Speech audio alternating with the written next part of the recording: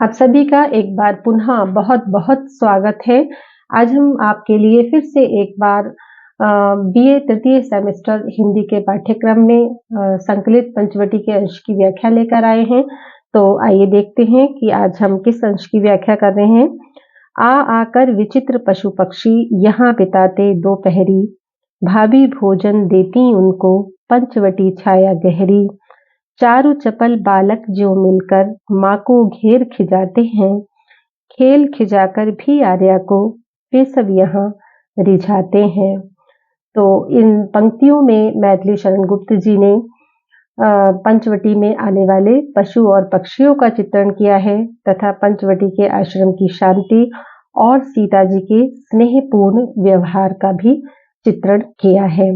तो लक्ष्मण जी के माध्यम से गुप्त जी कहते हैं कि आ आकर विचित्र पशु पक्षी यहाँ बिताते दोपहरी, यानी इस शांत आश्रम में, पंचवटी के इस शांत आश्रम में आकर के अनेक प्रकार के पशु पक्षी, विचित्र यानी अनेक प्रकार के, विविध प्रकार के पशु पक्षी यहाँ निर्भय होकर आते हैं और बिताते दोपहरी और अपनी दोपहर बिताते हैं।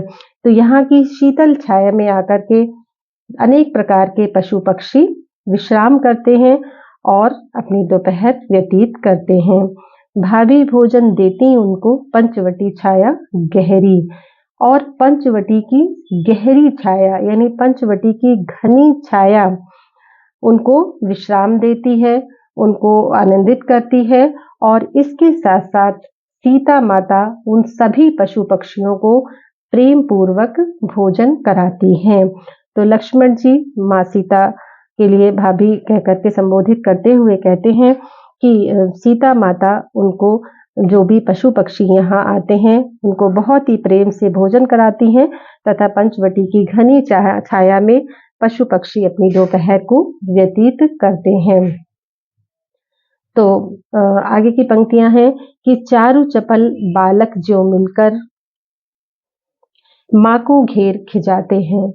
आप कहते हैं इसमें लक्ष्मण जी कि इस पंचवटी के आश्रम के शांत और करुणामय वातावरण से मुग्ध होकर के जितने भी पशु पक्षी हैं, वो क्या करते हैं कि जैसे वह एक चंचल बालक होता है, जैसे एक छोटा बच्चा होता है, तो वो अपनी माता के चारों ओर घूमता रहता है और उनको परेशान करता है, उन्हें तरह तरह से रिझाने की कोशिश करता है।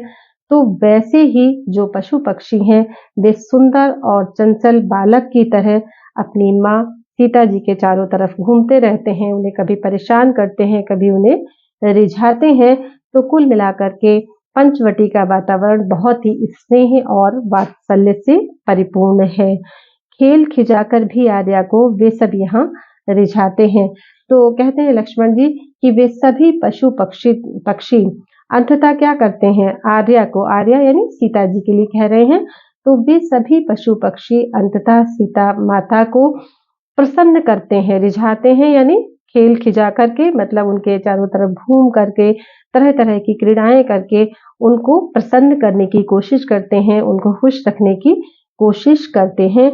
तो एक छोटे बालकों की तरह से वो सब पशु पक्षी इतने ज्यादा घुल मिल गए हैं सीता जी से कि वो उनके आसपास ही रहते हैं और नाना प्रकार की क्रियाएं करके उन्हें प्रसन्न करने की कोशिश करते हैं।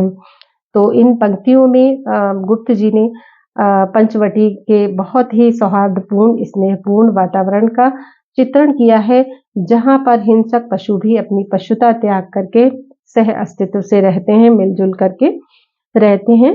भाषा साहित्यिक खड़ी बोली है, वात्सल्य व शांत रस का प्रयोग किया गया है और उपमा अलंकार हम देख सकते हैं, चारों चपल बालक जो मिलकर उपमा अलंकार है तथा अनुप्रास अलंकार की छटा भी इसमें देखी जा सकती है। आप सभी का बहुत बहुत धन्यवाद।